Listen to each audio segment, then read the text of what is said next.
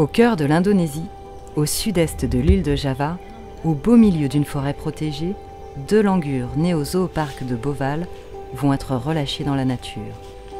Ce pourrait être un rêve, celui des soigneurs qui s'en occupent depuis leur premier jour, celui de tous ceux qui s'impliquent dans la défense de la biodiversité dans le monde.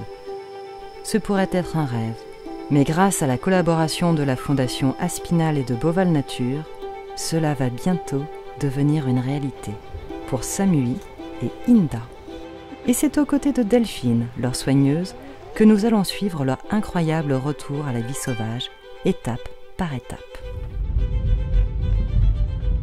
Étape numéro 1, aller au zoo de Port-Limp, en Angleterre, pour commencer un nouveau régime alimentaire et éliminer toute possibilité de transporter des maladies ou des parasites en Indonésie. Étape numéro 2, partir à l'ouest de l'île de Java. Se reposer après un trajet de plus de 60 heures, comparer la végétation locale avec la nourriture anglaise et se préparer aux dangers existants. Le rêve de tout soigneur, c'est un jour de pouvoir peut-être ramener un animal dans son pays d'origine, ensuite dans la nature, dans le monde sauvage. Et là, c'est ce que je suis en train de vivre et j'ai encore un petit peu de mal à réaliser. En 2017, plus de 80 primates avaient été relâchés dans la nature. Des langueurs de Java, venus d'Angleterre, mais aussi des singes sauvages, confisqués aux populations indonésiennes, qui en avaient fait des animaux de compagnie.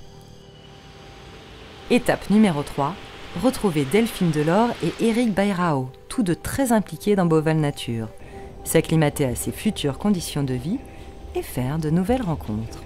Dès qu'on est arrivé, le mâle est arrivé comme pour protéger déjà ces 2 femelles. Et ça y est, c'est déjà un groupe. À travers la volière, il vient déjà manger le même repas que les filles. Donc c'est très bon signe. Samui, Inda, vous êtes prêtes? Le grand moment est arrivé.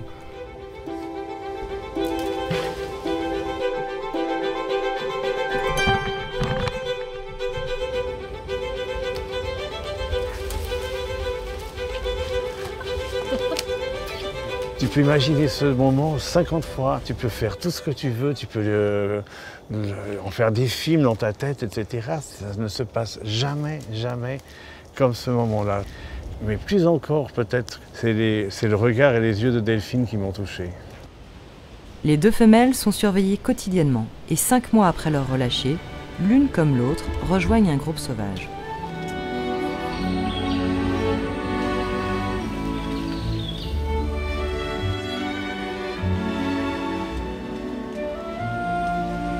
Peut-être un jour, il ne sera plus nécessaire de réintroduire des espèces menacées.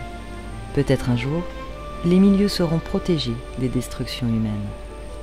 Et pour cela, il est essentiel que les personnes engagées pour la défense de la biodiversité dans le monde continuent à allier leurs énergies.